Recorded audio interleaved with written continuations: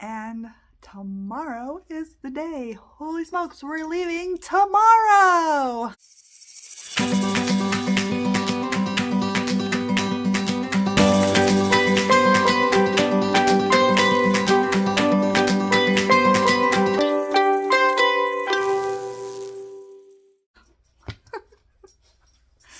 I know, dramatic much, but yeah. It's hard to imagine that we are going to be on a plane tomorrow on our way to Colombia. We leave at, well, we're leaving from our house at like 5:30 in the morning to get to the airport. Not excited about that part. So we've had all the packing going, all the things, and I guess just a couple of things I wanted to bring up were some things about, if you're doing adoption, thinking of adoption, getting ready to head out, some things that maybe, things you got to think about that aren't part of that whole adoption list that your agency gives you. So you're getting ready to go, you've done all the things, you've done all the paperwork, you've gotten 10 copies of your fingerprints. That's what it feels like. Oh, you already did your fingerprints like 8 times? We need you to do it like 4 more times. Okay, not literally that much, but that's what it feels like. So you've done all the things. Now, there's still things that you need to do to be ready to leave. So some things that we've had to do this last week or make sure we have our pets taken care of. We have 2 dogs and a cat in the house, and of course we can't just leave them here for 5 weeks. So we already had arranged to have a friend watch them. She's going to be caring for them.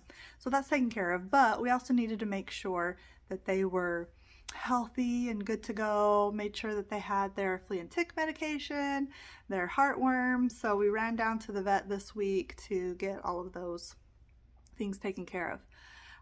In connection with that, also yard work, and I'll explain why it's a connection. So yard work, making sure that, if you have your own house or you care for your own lawn, making sure things are weeded and mowed. You get like that. It's coming into summer, so we got to get the weed killer on there and the bug killer. There's where the connection is, the connection to the dogs. Get that bug killer on there because that's going to help keep ticks down in the grass, and then get on your dog. Yeah, that's not fun. So just caring for things around the house. Maybe, letting a couple friends know that you're going to be gone. Well, you've let obviously a lot of people know, friends and family, but asking if someone will come by and just check on the house ever so often. And then if you have plants, you gotta take care of those plants, either sending them to someone's house or having someone come and water them. We've got 2 trees out in the back that I want to make sure get watered, and then a couple house plants that our friend who's watching the dog, she'll also water the house plants. Let's see, depending on your situation, if you're not able to take all your kids with you, or you're just not able to take them at all, of course, arranging someone who can care for your kids. And if they're still in school, making sure that they're being able to keep up with school. Now, our daughter, there's about a week and a half left of school, but we've been able to get it set up so that she can miss the last bit of school, but she's missing her finals. So they wouldn't let her take them early, but she's going to have to come back at the end of the school year. Well, when we get back from Colombia, she's going to have to take her finals when she gets back, which she's super bummed about, but it's either stay here and take your finals or or go to Colombia and take them later, so of course she's gonna go. Another thing you want to be planning for are medical needs, making sure that you have enough prescriptions of things that you need while you're gone, or just other medical, situations. I have a whole case that's kind of like the pharmacy we're carrying with us.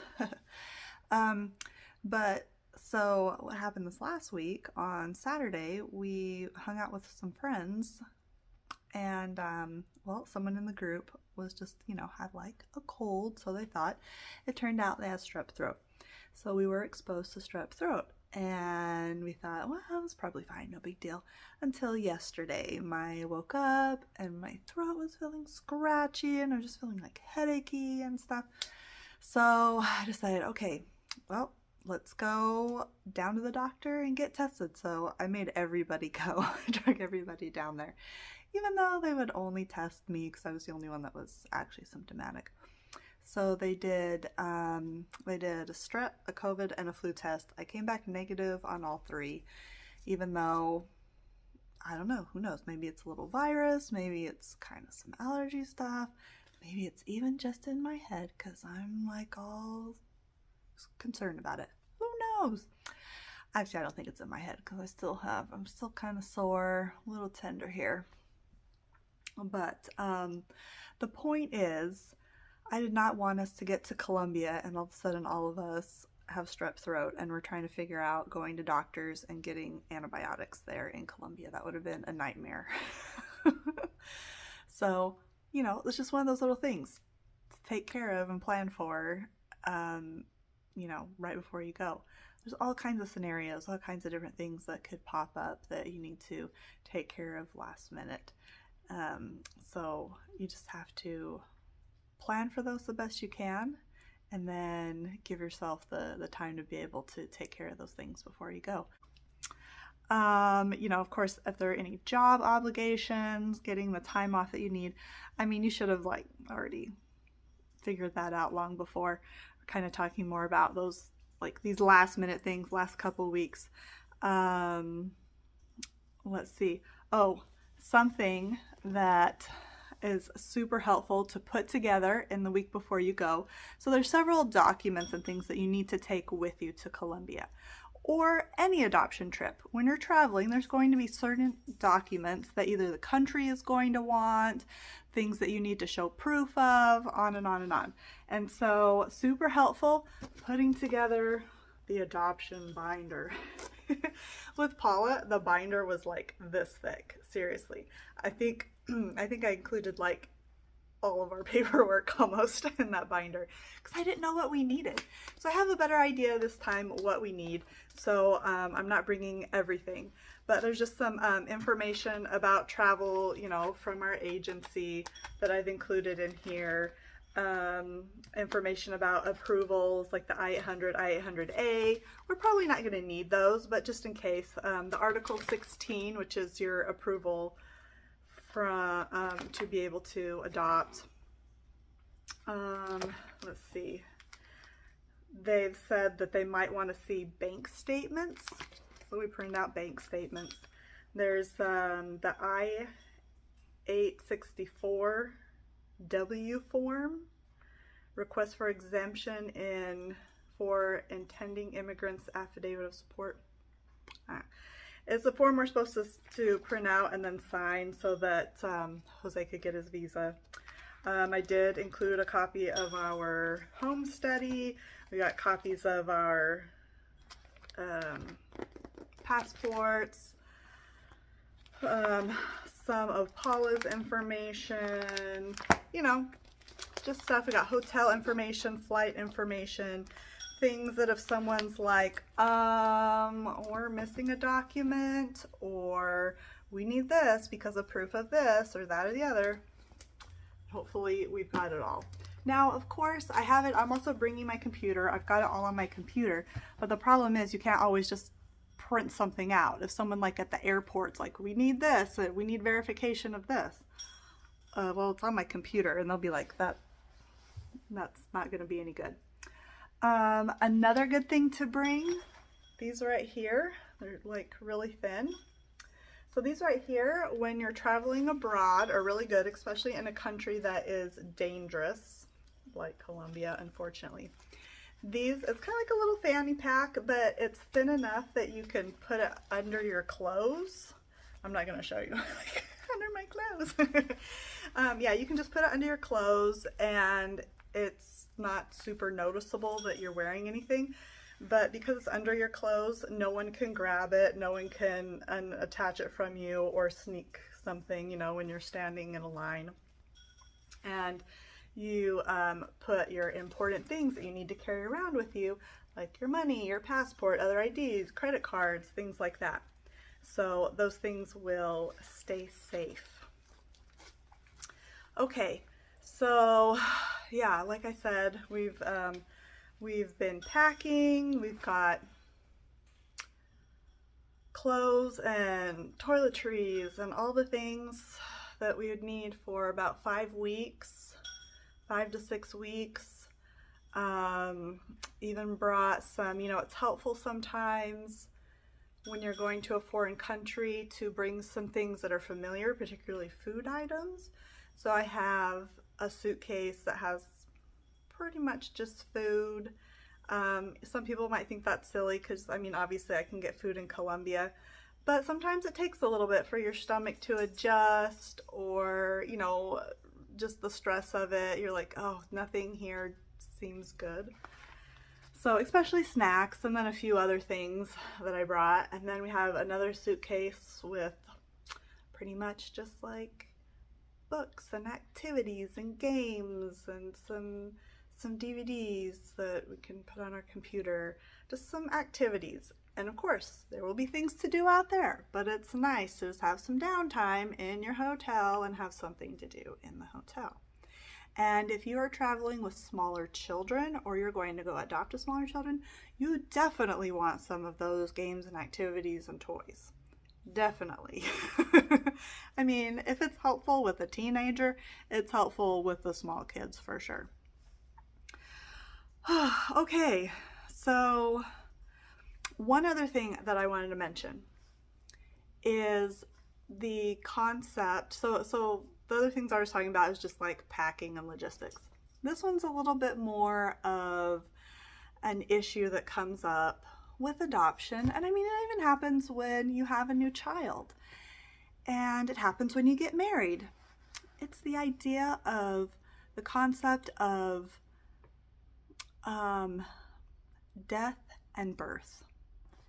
So, of course, we understand birth. Like when a baby is born, there's new life, new things, new ways of doing things. Same thing with a child you adopt. The new child comes in, and there's going to be new ways of seeing things, new ways of understanding, new culture that comes into the family, new schedules and everything. But there's also an element of death in that too, because your family, the way it was, whether you were single and now you're married, or your family like when we adopted Paula, we were a family of 2, no children, and then suddenly we had another child, and now we're a family of 3, and we're going to have another one. So whatever we were before, whatever we are now, at this point, a family of 3, we've built all of these customs, traditions, these schedules, ways of interacting with each other. We've become comfortable, where, at first we weren't when Paula first came home, but we've become comfortable now. And we like the way that, we do things, the way we joke with each other and talk, and different things that we do. And it's a weird thing sometimes to wrap our minds around, that some of that will still be there, but some of it is going to go away. And it's better to try to wrap your mind around it now than waiting until the change has happened, until that birth has happened. Because what happens sometimes, and why there are problems sometimes when there's a big change like that in the family, is people are expecting the family dynamic, things about the family, to stay the same. And they can't, because there's a new person there, whether it's a baby, someone that's adopted, you've gotten married, or maybe even like mom and dad come to live with you. It's different now. And so we need to recognize that what we had was good, but part of that is going to end. part of it's going to die, and it's going to be reborn into something new, into a new family unit. And it can be just as good or better, but it's going to be new and different. And we got to be ready to accept that. So, question is, are we ready for that?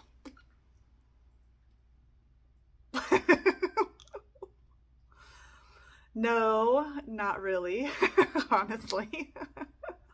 Because we do like the way that that our family is with Paula.